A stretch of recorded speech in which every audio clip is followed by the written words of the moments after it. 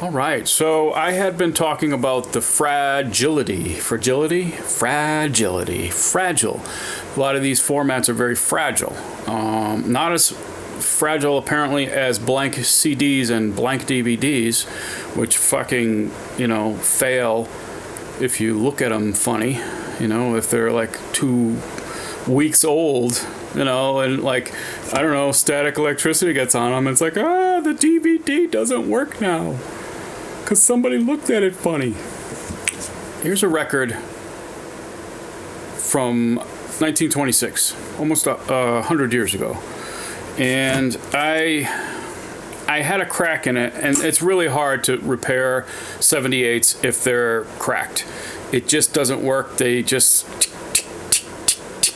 it's very difficult, especially at the speed that they play at. It's a very persistent tick, tick, tick, tick as the needle goes over that groove there. So this one, unfortunately, just passed away. Almost didn't quite make it to 100 years old. 1926. Beautiful record. It's that, the sort of tan... brown shellac, kind of looks like bologna. Well, it's funny you say that because the names of the songs are Hard Boiled Mama by Honey Duke and his Uke, which is kind of cool.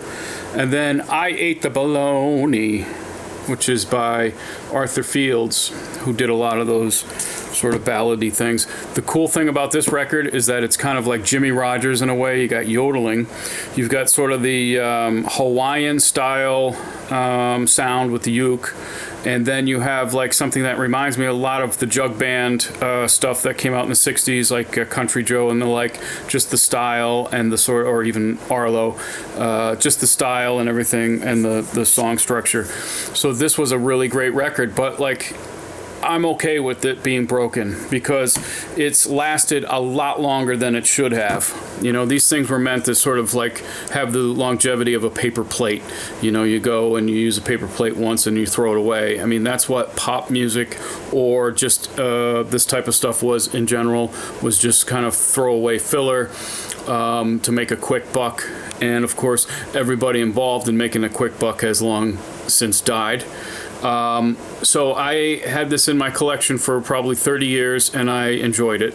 So, I mean, what more can you ask for? Plus, I captured its last dying breaths on my recorder.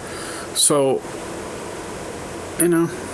you love your stuff, but it's kind of like I said, this is a hospice for media.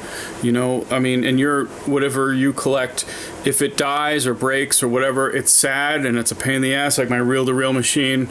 If that goes, it's very difficult and sad because it's your hobby. But at the same time, you've loved these things as I have loved my things. And when they come to that point where they just kind of fail, you think, wow, they had all this extra time, and all that time they were loved. So just like a human being, it's a beautiful thing. Well, not like a human being. That's a little weird. Okay, like these aren't people. These things are just things, right? But they have personality to me. So they become sort of like part of your family. Okay, not really. Not really, because your family's going to have to pick this shit up when you die. You're going to have to throw it in the dumpster. So it's not really like family, because the family is the people that have to deal with this shit later on. So the more you enjoy these things, the more likely they may fail. The more likely you're going to have to throw them in the trash. One less thing for your beloved real family to have to deal with. The Zoom...